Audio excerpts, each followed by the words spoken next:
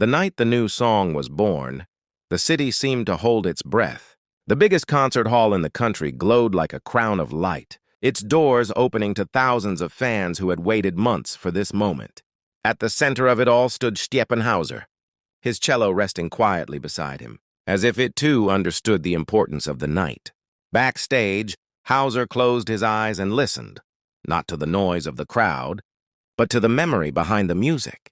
The new song had come from a place of hope, written during long nights when the world felt uncertain and silent.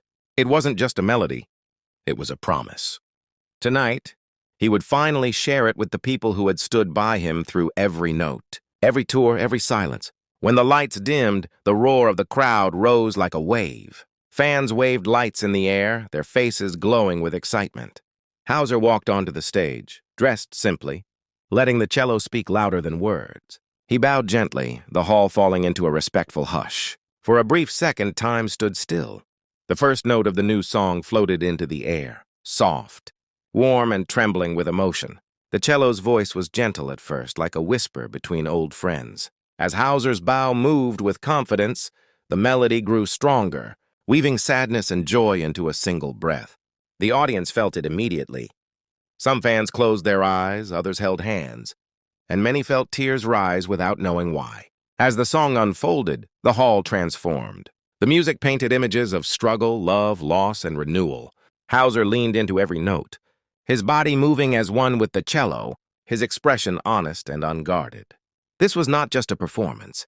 It was a conversation between his heart and thousands of others. By the final movement, the melody soared.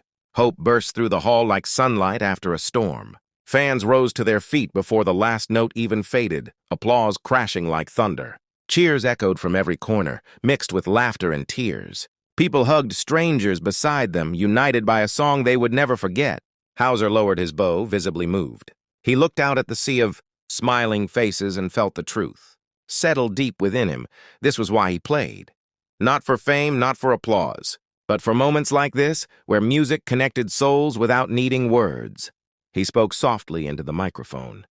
"This song belongs to you," he said. The crowd erupted again, louder than before. As Hauser walked off the stage, the melody lingered in the air, carried in the hearts of his fans. That night, a new song became more than music. It became a shared memory, a spark of joy, and proof that when Hauser played, the world listened and felt truly alive.